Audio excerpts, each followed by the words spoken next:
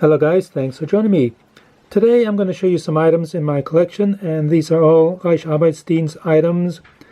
The RADwJ was the national labor service that all German men had to join for 6 months after leaving the Hitlerjugend and before joining the army. It also had a women's service, and these items belonged to the women's service, and they were called the RADwJ Weibliche Jugend, which basically translates as National Labor Service for Young Women. And what I've got here is a photograph showing just one of these women in the middle there. I would presume that the photograph shows her parents. The mother there does look very alike to her daughter. You can see the daughter wearing her RADwJ great coat and hat. You can just about see on her arm the insignia that would have displayed the number of the area that she would have been working in.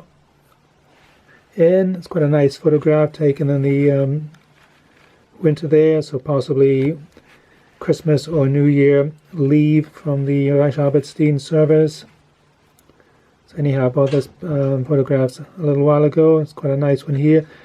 And one feature of the uniform was the brooch worn around the neck, and you can just about see it there. And that is what I've got here as my first item. So it's quite a nice little brooch here. This is the third pattern brooch. They were started back in I think the women's service started in late 1935, but they took their first intake in early 1936. And this is the 1939 version of the brooch. They had a couple of versions before that, and they were in different colors. This is the plain metal one, which the Germans call iron. They also had a bronze version, a silver version, and a gold version, and that represented the grading, the rank structure within the women's section of the RADwJ. And this particular one here, as I say, is the metal version or the iron version, and that would have been corresponding to the Kameradschaftsälteste.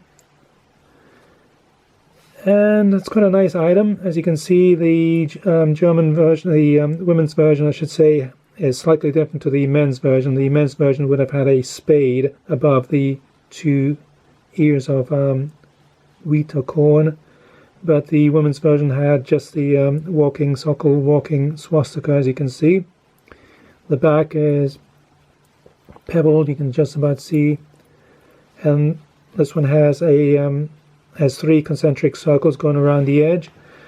The one just before that was a plain edge, and as I said, this is the third version.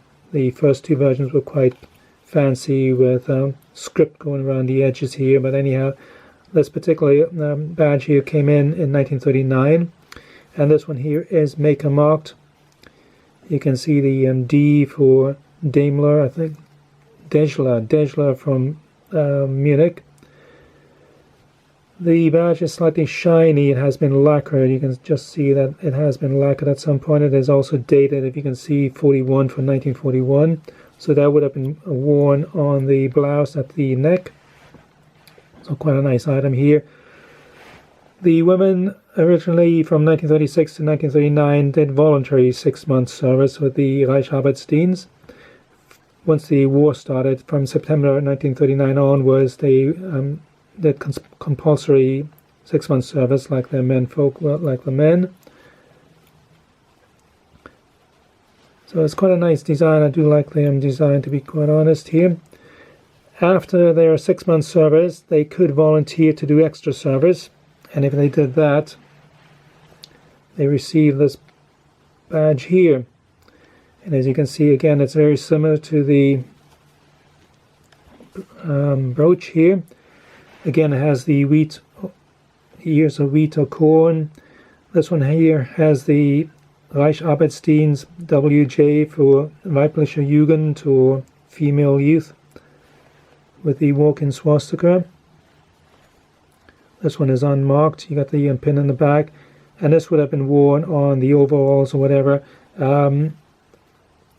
by the young woman.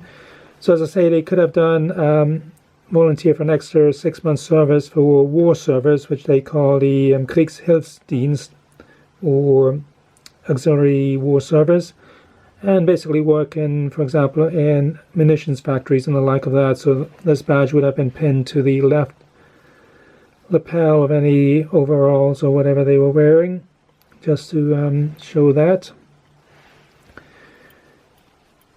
During their 6 month, unlike the men who did a lot of construction work and that kind of heavy laboring duties, the women were more confined to doing things like working on farms, harvesting, working with animals, and that kind of work, or else working with children or working in hospitals and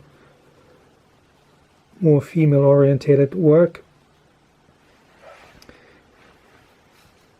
So this badge here came in, I believe, in July 1941, and I think, as I said, they could volunteer for an extra 6 month service. From about, I think, April 1944, they could volunteer for a year's service after their RADwJ. But I think after about November 1944, it became for the duration of the war, so there was no set limit. So as I said, the women started off working on fields, collecting harvests, working with farm animals and the like. By the end of the war, they were more involved with the actual defense of the Reich, and they made up quite a large proportion of the flak artillery units, for example. The Rad girls never worked out with the German territory, out with the German borders, unlike the men folk who did service in France or Poland and places like that. The German women always worked within Germany, but as I said, they became heavily involved with the flak units, for example, at the end of the war. Anyhow, I've got a third badge here, and this is the so-called Erinnerungsbonge, or basically translates as a commemorative brooch. So if they left the RADwJ, they could acquire this badge here and wear it just as a commemorative item. And again, it's very similar to the official ones here, with the swastika and the corn or the wheat in the middle. I'm not sure about the significance of the coiled rope. This one is also maker marked, and it's also silvered. The coating has come off from the front here. And these were produced in 3 versions: bronze, silver, and gold. And the color would have depended on what rank you left the RAD.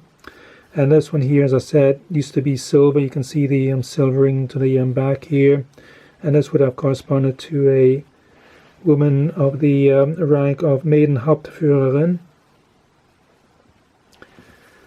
So anyhow, I'll leave it at that. That's my little collection of RADwJ women badges or brooches. So I hope you enjoyed the video, and as always, thanks for watching, and bye for now.